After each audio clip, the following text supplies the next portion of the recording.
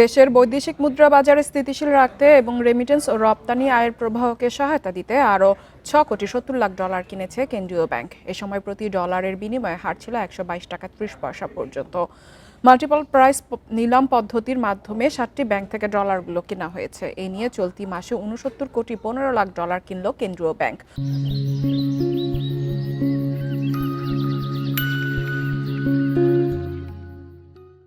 চলতি অর্থ বছরে কয়েক দফায় নিলামের মাধ্যমে এখন পর্যন্ত মোট কেনা হয়েছে $287.15 কোটি। কেন্দ্রীয় ব্যাংক গত 13 জুলাই থেকে নিলামের মাধ্যমে ডলার কেনা শুরু করে। এই প্রক্রিয়ার অংশ হিসেবে এখন পর্যন্ত বিপুল পরিমাণ বৈদেশিক মুদ্রা সংগ্রহ করা হয়েছে। এতে রেমিটেন্স প্রেরক ও রপ্তানিকারকরা সুবিধা পাচ্ছেন। অন্যদিকে ডলার কেনার মাধ্যমে কেন্দ্রীয় ব্যাংক রিজার্ভও বাড়াচ্ছে।